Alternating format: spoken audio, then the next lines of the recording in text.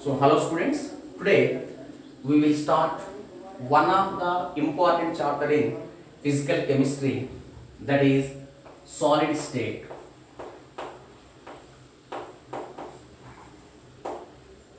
First chapter, PUC weightage is 7 marks. One 5 marks question and one 2 marks question they are asking, and objective, whether it is a NEET or JEE. So every year minimum one question they are asking. So easy chapter, and it is one of the important chapter. So what is solid state means? It is one of the physical state of matter. Solid state is nothing but it is one of the physical state of matter. So generally matter exists in mainly three different physical states: solids, liquids and gases. So it is one of the physical state of matter in which constituent particles, it is one of the physical state of matter in which constituent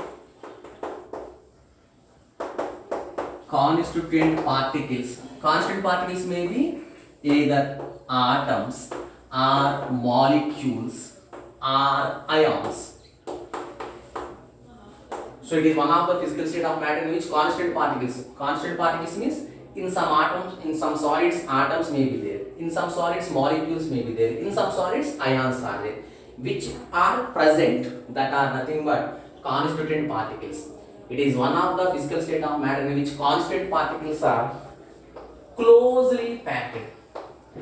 Constituent particles are closely packed, and in which intermolecular distance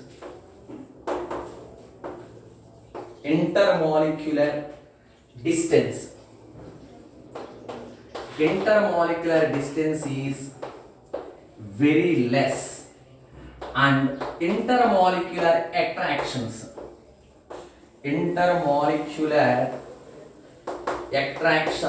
are very strong. Such type of physical state is known as solid state. So solid state is nothing but it is one of the physical state of matter in which constituent particles means these may be atoms or molecules or ions, all the constituent particles are closely packed.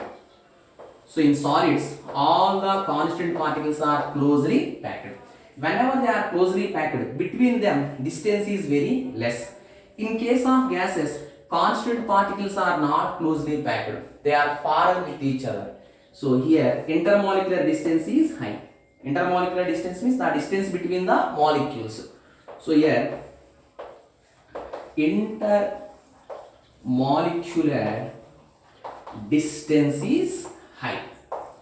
In case of solids, intermolecular distance is very less.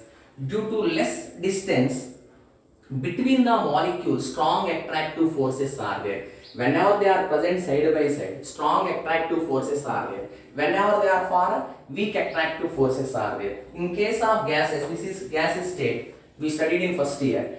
So distance between the molecule is very high, hence attractive forces are very less.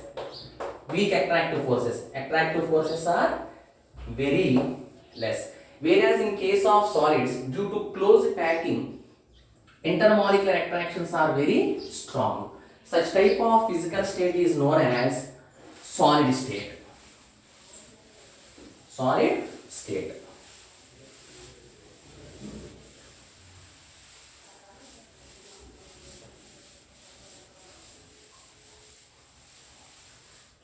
Next, in solid state, a small note point you should remember: constituent particles, these may be atoms or molecules or ions, constituent particles in solid state, constituent particles occupies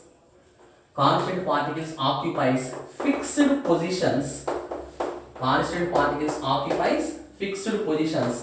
And they can oscillate and they can oscillate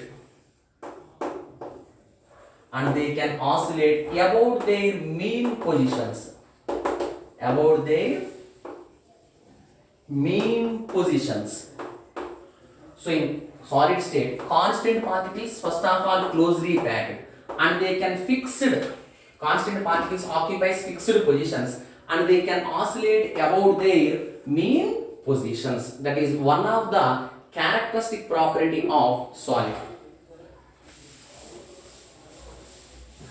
Next, characteristic properties of solids.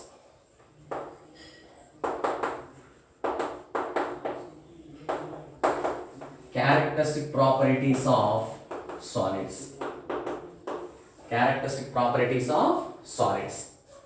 First point, constant particles are closely packed.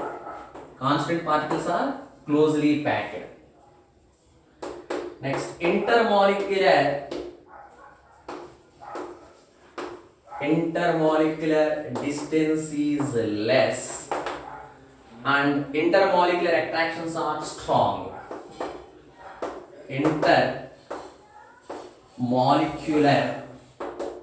So what definition is there? That one of the characteristic property, intermolecular attractions are strong. Intermolecular attractions are strong. Next, constant particles occupies constituent particles occupies. Now only we taught the note. Constant particles occupies fixed positions. Constant particles occupies fixed positions, and they can oscillate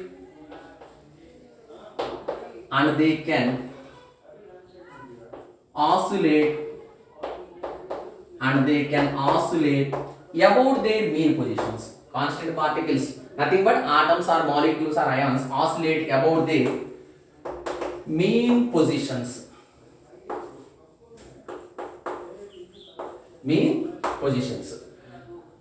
Due to these two reasons, they are having some other characteristic properties. Third one, they have definite shape. And occupies definite volume. In lower standard already we studied. They have definite shape and occupies definite shape. Next, they are rigid. Why they are rigid? If anybody will ask, means reasons are, first 2 points are the reasons. Due to close packing and constant particles occupies fixed positions and can oscillate about their mean position, solids are rigid. Next, they have high density.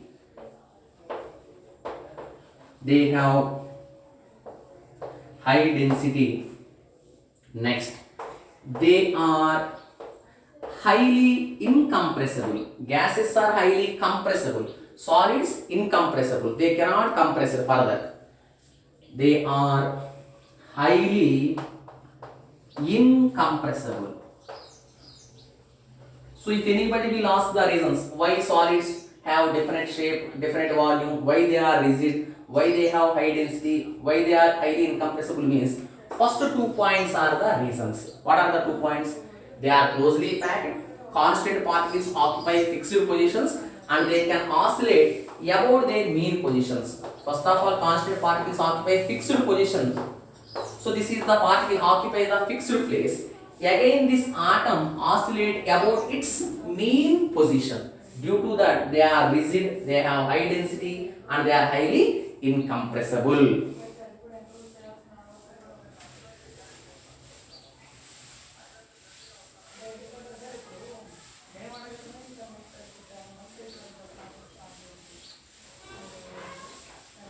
So this is about the introduction. Next, real syllabus will start. Types of solids.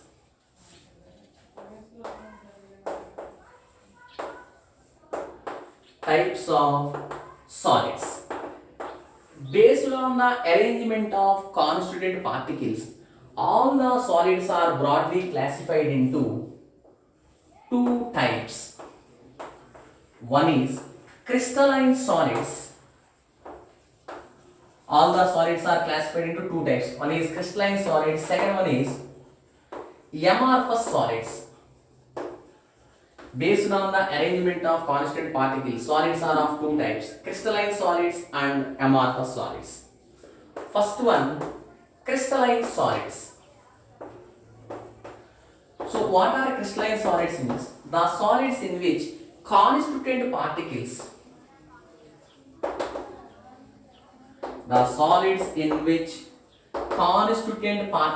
short form I will write as CPs, constant particles. Constant particles means atoms or molecules or ions. So the solids in which constant particles are orderly arranged in three dimensions along x direction, y direction, z direction. They are orderly arranged. Due to that arrangement, they have definite shape. They have definite geometrical shape.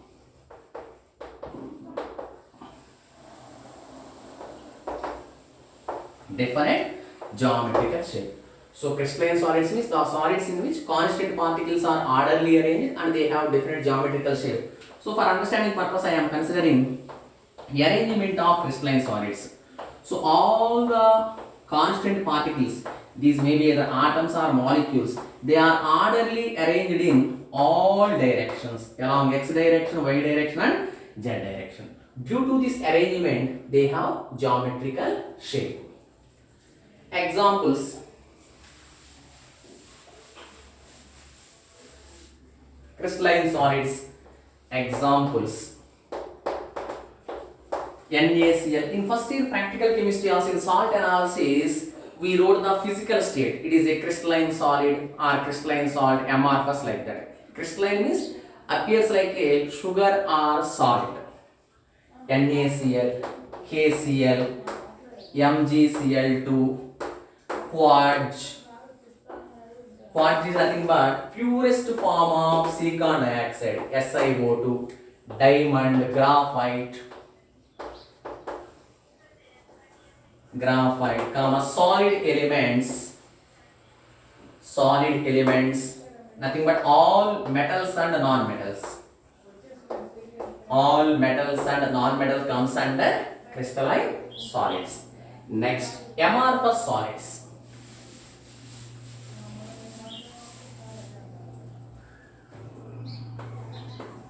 Amorphous solids. So quite opposite. So the solids in which constant particles are not orderly arranged. Some disorderness is there. Constant particles are not orderly arranged in three dimensions. So due to that irregular arrangement, they do not have geometrical shape. So they are not orderly arranged, irregularly arranged. Due to that irregular arrangement, they do not have definite geometrical shape. They do not have definite geometrical shape. Whereas crystalline solids are having definite geometrical shape. Example, amorphous solids look like a face powder, maida powder. If you are considering face powder, it is amorphous solid, or maida powder, like that. For understanding purpose here, general example I am writing. Face powder. Next, plastics, glass, rubber, high molecular weight of polymers. High molecular weight of polymers. All comes under amorphous solid. Plastic, glass, rubber, all comes under amorphous solid. Next, in the beginning, complete theory concepts are there. Next, differences between crystalline solids and amorphous solids. Next one is differences between differences are important for PUC. Complete theory concept. Differences are characteristic properties.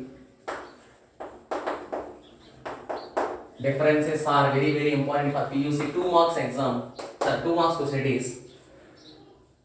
So previous exam in our final PU exam 1 year they asked for 2 marks. Differences are characteristic properties of crystalline and amorphous solids. Crystalline and amorphous solids. One side crystalline solids. These are also known as true solids. Why means last time we will discuss. True solids. Crystalline solids also known as true solids. This side amorphous solids. These are also known as pseudo solids. Pseudo solids. Amorphous solids or pseudo solids are supercooled liquids. Why means last time we discussed supercooled liquids. So differences.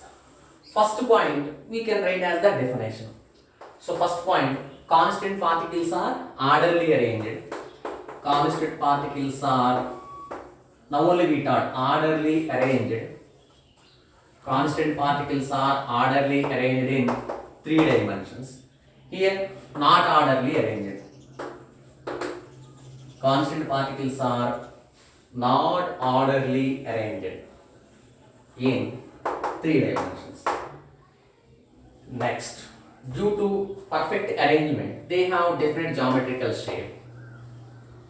They have different geometrical shape. They have different geometrical shape. This side, they do not have different geometrical shape. They do not have different geometrical shape. Different geometrical shape. Third point, they have sharp melting point. They have sharp melting point. That means at a particular temperature they will melt. For example, whenever NaCl it is a solid, crystalline solid, strongly heated to 803 degrees centigrade. Whenever temperature reaches to 803 degrees centigrade, suddenly solid form converting into liquid form. At a one particular temperature, solid converting into liquid. That's why they have sharp melting point. This 803 is melting point. Next, this side they do not have sharp melting point. They do not have sharp melting point. They will melt. They melt over a range of temperature.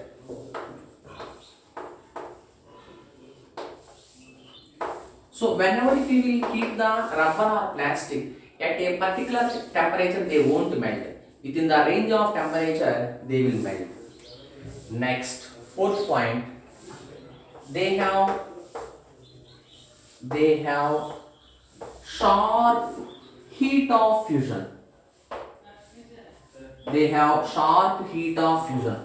What is meant by heat of fusion is, the name itself gives the answer. It is the amount of heat required to convert the solid into liquid. So in first year thermodynamics we said heat of fusion.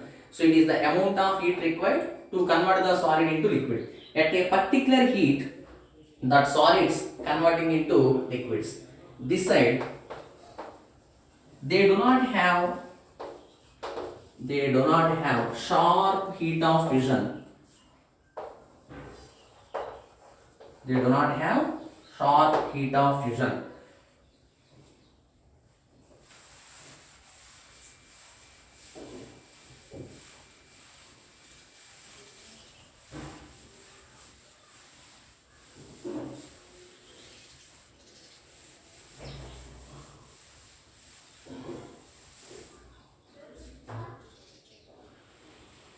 Next, fifth point, these are anisotropic. Crystalline solids are anisotropic. This side, these are isotropic. Amorphous are isotropic. So what is meant by anisotropic means it is one of the property in which physical properties, just for understanding purpose here I am writing note. Anisotropic means it is the phenomenon in which physical properties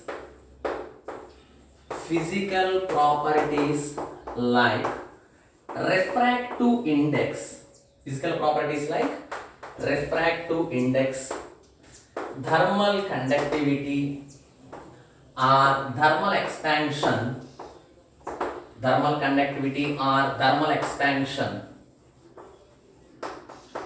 etc. These properties are different in different directions. etc. are different in different directions. Different directions means x direction, y direction, z direction. Different directions.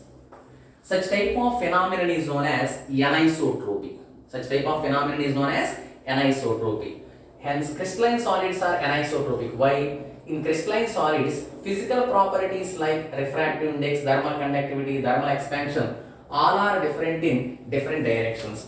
Why they are different in different directions? For understanding purpose, a small explanation I will give. Now I am considering one crystalline solid. Crystalline solid means constituent particles are orderly arranged. Now I am considering NaCl crystalline solid.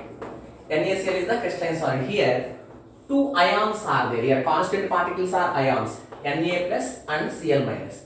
So in the NaCl crystalline solid, both Na plus and Cl minus ions are orderly arranged. So Na plus ion, for understanding purpose I am represent as a yellow color circle. Cl minus, for understanding purpose I am showing as a orange color dot. Now if you are considering NaCl structure, both Na and Na plus and Cl minus ions are orderly arranged. First Na plus ion, next Cl minus ion. This circle indicates Na plus, this dot indicates Cl minus. Again Na plus, again Cl minus, Na plus, again Cl minus. Now Na plus and Cl minus, Na plus and Cl minus, like this orderly arranged. Na plus Cl minus. Here Na plus is there, opposite charged ion will come, Cl minus will come. Cl minus means dot. Now here Cl minus is there, Na plus will come. Next Cl minus, next Na plus, Cl minus, Na plus, Cl minus, Na plus, like that. Again here Na plus will come.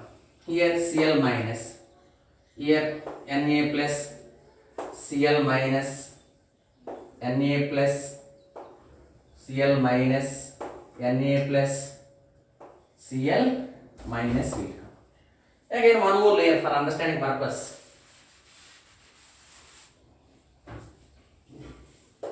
Cl minus, Na plus.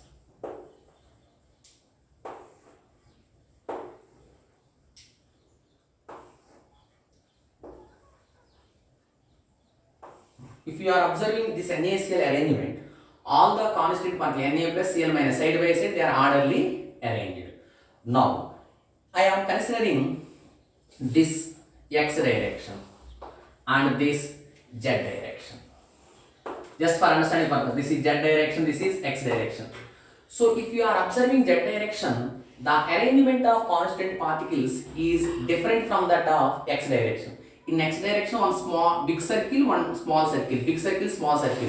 But in z direction, all are small dots. Nothing but all are Cl minus. In z direction, all are Cl minus. In x direction, Na plus Cl minus. That means arrangement of constituent particles is different in different directions.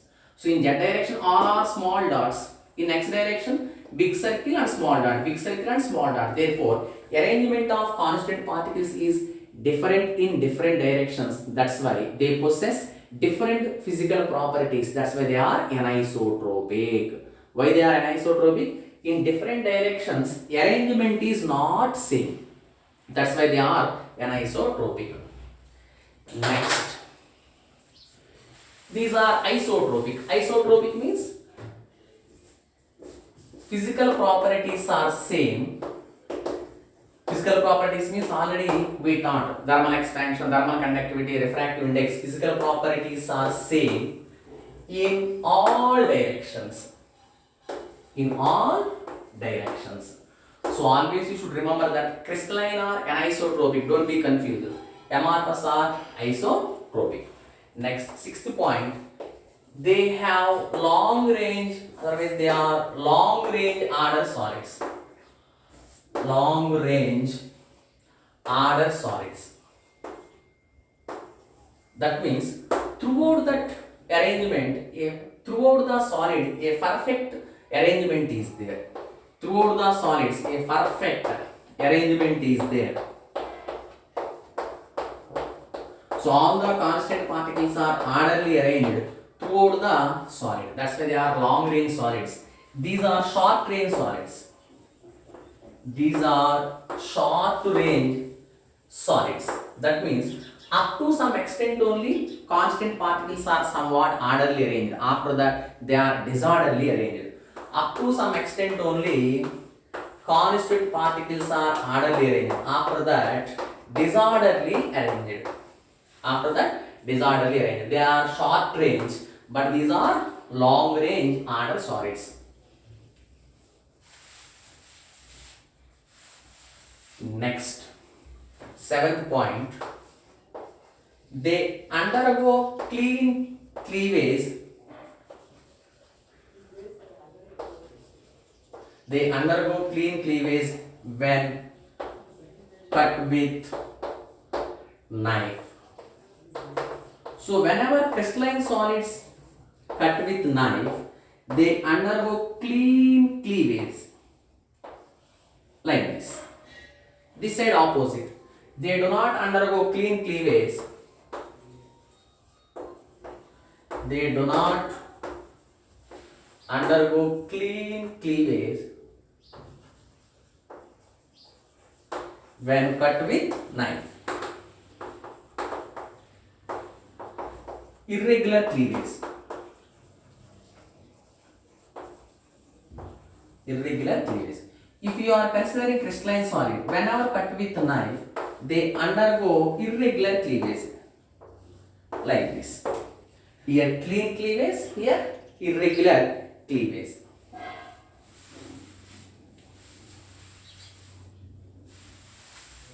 Next, these are true solids. These are true solids. Why? Throughout the structure, constant particles are orderly arranged and they have different geometrical shape. Next, these are pseudo solids. That means throughout the structure, constant particles are not orderly arranged, and these are also known as supercooled liquids.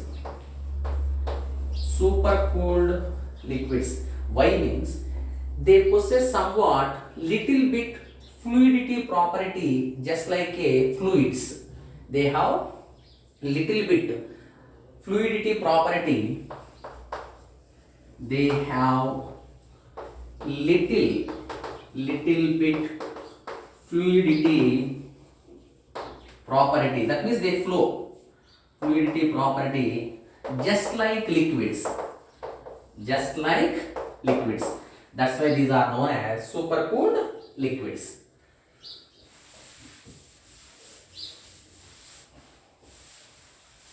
Here, for understanding purpose, one example I will give.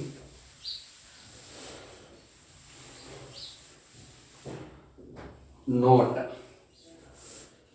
amorphous solids are nothing but supercooled liquids. Note: glass is considered as supercooled liquid.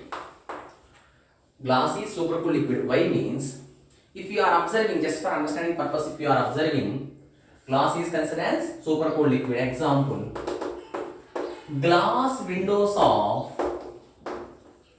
glass window panes or windows of old buildings, glass windows of old buildings, if you are observing old buildings, 40-50 years building, if you are observing, at the top and the bottom, if you are comparing, at the bottom the glass window can appear like a thicker milky mass, thicker milky mass. Why glass windows of old buildings at the bottom appears like a thicker milky mass means, initially in the glass windows, glass particles are there. Glass particles are nothing but what? Amorphous particles. Glass is nothing but amorphous solid. Glass is amorphous solids. So in the 40-50 years old glass buildings, what happens means, in the daytime high temperature is there. Due to high temperature in that period, this glass particles slowly will melt. First of all, melting. Glass particles will melt. After melting, the glass particles slowly flows down. The glass particles flows down just like a liquid. The glass particles flows down just like liquids. So during the daytime, because of high